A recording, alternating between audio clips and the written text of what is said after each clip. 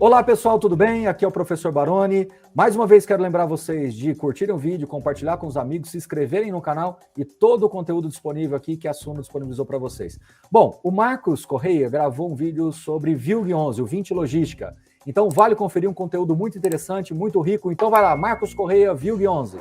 Fala pessoal, hoje eu trouxe aqui para vocês um fundo que vocês escolheram, o VILG11, o fundo de logística da 20. A gente vai falar sobre ele nesse vídeo, entender um pouquinho mais do portfólio, da estratégia, o que ele tem lá dentro, o que você pode esperar de um fundo desse. Mas antes, se inscreve no canal se você ainda não é inscrito e também olha o link que a gente deixou aí embaixo para vocês, que tem um material super especial, tenho certeza que você vai gostar.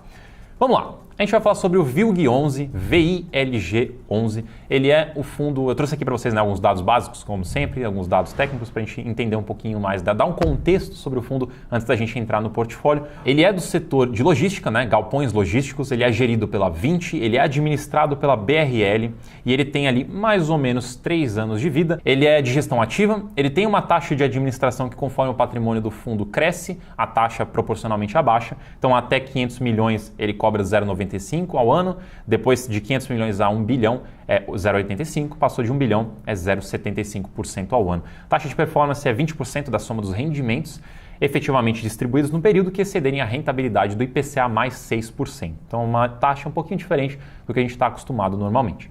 Em termos de dados técnicos, números, patrimônio, 1,7 bilhão de reais, então é um fundo bem grande, está entre os maiores de logística. O valor patrimonial por cota dele é 113,80. Lembrando que eu peguei esses dados aqui baseados no dia 5/12, mas também foram dos do relatório gerencial de outubro. Então, dependendo de quando esse vídeo sair, talvez já tenha saído aí o de novembro, vale depois dar uma conferida. Mas na data dessa gravação aqui, 113,80 é o valor patrimonial. Ele está sendo negociado ali na casa dos R$ 89,00, que dá 0,78 de PVP, ou seja, mais de 20% de desconto em relação ao valor patrimonial. O dividend yield dele dos últimos 12 meses dá 8%. E cotistas, uma base bem grande de cotistas, 143 mil, mais na verdade, 143.233 para ser mais específico. Em termos de liquidez média diária, ou seja, o quanto é negociado de cotas no dia desse fundo, 3,3 milhões. É um fundo bem líquido, muita gente tem dúvida de que uma liquidez interessante. Acho que assim, tudo depende do tamanho do seu aporte para ter um número um pouco mais ou menos interessante. Mas a partir de R$ 1 milhão por dia já é uma boa liquidez aí para os fundos que você estiver olhando. Em termos de valorização, ele teve uma valorização negativa, ou seja, uma desvalorização nos últimos 12 meses de quase 30%, 28,95% para ser mais exato. Mas agora vamos para a parte boa, vamos entender um pouquinho aí do portfólio dele, do objetivo, o que ele quer fazer da vida. Eu peguei aqui uma imagem do próprio site deles porque mostra os pilares do portfólio, ou seja, qual que é o foco que o gestor quer ter para os imóveis que ele vai comprar. Como eu disse, ele é no setor de logística, ele tem um foco em contratos típicos e atípicos, eu separei um gráfico para a gente olhar melhor como é que está a distribuição, em galpões modulares ou big box. Modulares são aqueles que você consegue modificar o tamanho ali do espaço baseado no inquilino ou baseado nas necessidades. Então, dado o nome, modular. Big box seria realmente os grandes, Você já vai ver um pouquinho que eu também separei algumas imagens disso. Aí, os pilares que eu acho interessante a gente entender, porque os pilares vão ditar um pouco da estratégia do fundo, da estratégia dos imóveis. E eles têm aí como pilares e-commerce, e esse fundo tem bastante e-commerce, condomínios logísticos, ou seja, são espaços onde tem vários galpões dentro de um lugar só, Ou seja, dentro de um condomínio, dentro de um terreno. Parceria com players estratégicos, e você vai ver também um pouco dos tipos de inquilinos que o fundo tem. Contratos atípicos, apesar que eles mencionaram que também tem imóveis com contratos típicos, e localizações estratégicas. Eles têm algumas localizações bem interessantes em grandes centros logísticos também. Vamos ver tudo isso nesse vídeo. Eu coloquei esse rendimento aqui, essa tela de rendimento, para vocês verem um pouquinho de como é que foi o fundo nesses últimos 12 meses mais ou menos. E você vê que, tirando aquele período de alocação da sexta emissão, ele teve aí um rendimento bem estável na casa dos 60 centavos e agora mais recentemente subindo gradativamente até os 64 que a gente está hoje. É sempre interessante ver esse histórico. Inclusive, esse gráfico ele vem do relatório gerencial, mas se você entrar em sites de fundos imobiliários e olhar o gráfico, você não vai ter essa noção de que essa queda, esse período de queda no rendimento foi por conta da alocação, Foi por conta da emissão que eles receberam mais caixa e demora um tempinho até poder alocar.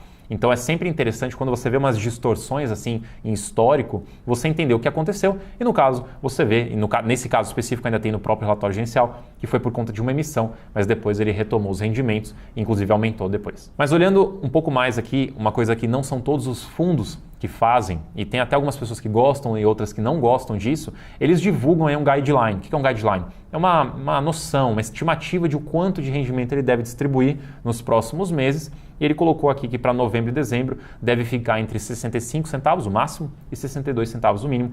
No gráfico do relatório gerencial não tinha ainda o rendimento de novembro, mas já saiu e ficou em 64 centavos de novo. Inclusive fui eu que coloquei esse quadradinho vermelho aí para mostrar que a gente já tem essa informação, apesar do relatório ainda não ter saído o de novembro.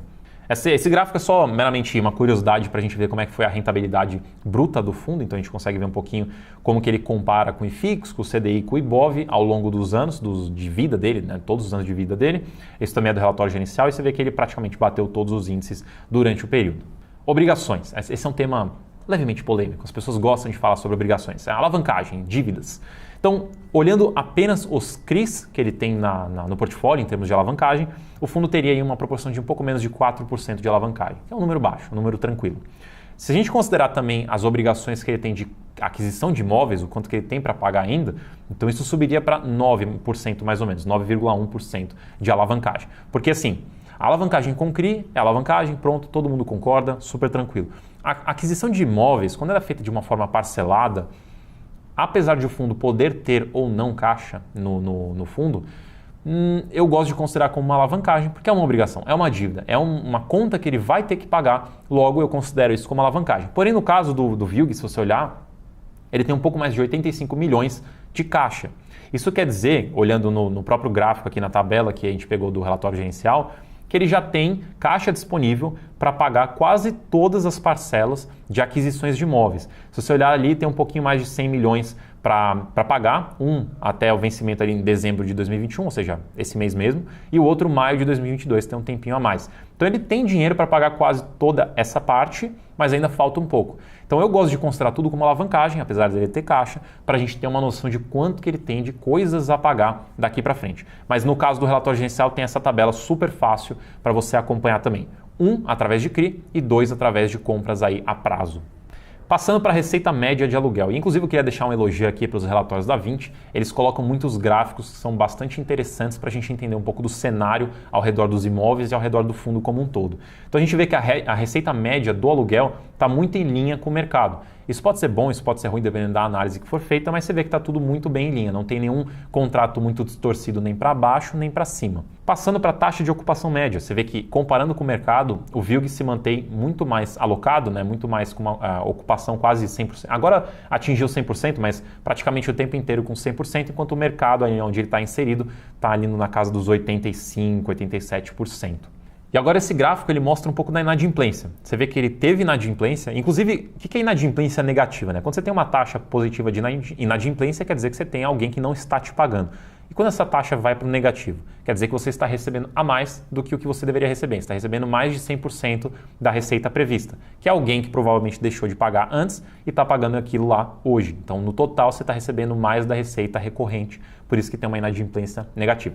Mas você vê que durante o período aí de 2021, ele teve um pouco de inadimplência, mas nada muito grande, tudo ali um pouquinho na casa do 1% ou menos. Teve um ali em setembro que teve um pouco mais, mas no geral, ali na casa de 1%. Portfólio, vamos entrar aqui em uma parte super interessante. Tem vários gráficos que tem no relatório gerencial, todos muito ricos para te ajudar a entender melhor em que você está investindo ou, se você está pensando em investir, no que você pode vir a investir.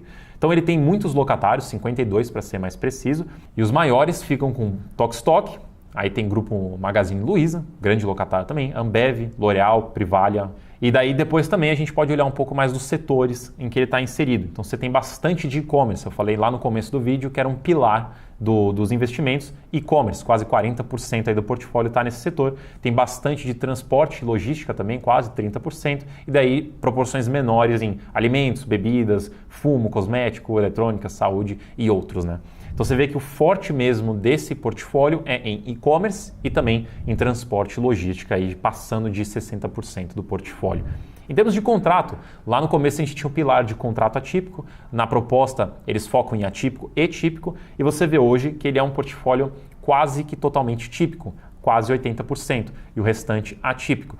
Então esse é um fundo que não tem tanto, e a gente vai ver também mais para frente, ele não tem tanto essa questão daquela multa rescisória, aqueles contratos de 10, 20 anos com multa até o final do período, tem um pouco disso, mas não é o grande desse fundo, né? Não é a maior parte desse fundo. É importante você entender isso, porque muita gente assume que logística é sinônimo de contrato atípico, super longo prazo e com multas longas também. Não é necessariamente o caso, tá? Existem muitos fundos aí que também tem muito contrato típico no portfólio, como é o caso do VILG.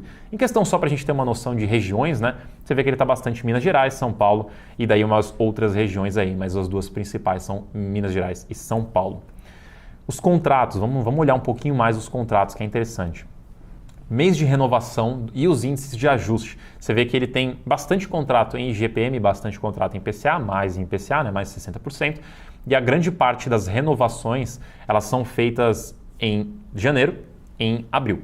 Então ali já tem quase 30% dos contratos e todos praticamente sendo IPCA também. Então você tem uma noção aí com o IPCA subindo, tem aí uma possibilidade de reajustes aí nesses contratos, mas lembrando que como não são todos atípicos, então não é garantido os repasses de inflação. Em atípico é, em típico não. Vai ter uma renegociação ali provavelmente, né? O fundo vai conversar com o inquilino, aí pode acontecer qualquer coisa ali. Pode repassar um pouco, pode repassar tudo vai depender da negociação. Eu tinha falado de multa, né? O que tem de multa ali? 30% é o saldo remanescente, que é o que eu falei de multa até o final do período que o inquilino está rescindindo. Então, multa até o final do período. Aí tem um pouco de 6 aluguéis e um pouco de 3 aluguéis. Esse, no caso de 3 aluguéis, não é um pouco, é quase metade dos contratos.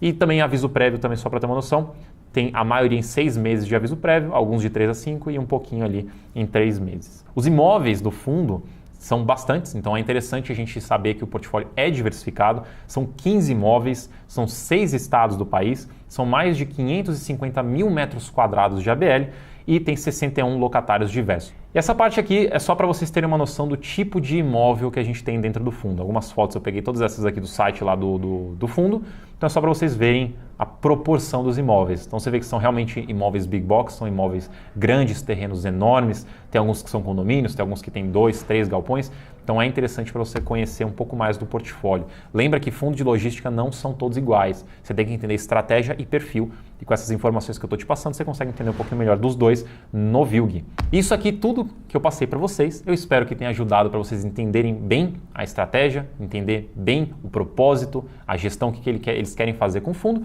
Qualquer dúvida, deixe aí nos comentários e me diz também qual que é o próximo fundo que eu tenho que estudar aqui com vocês. Valeu, se inscreve no canal e até a próxima.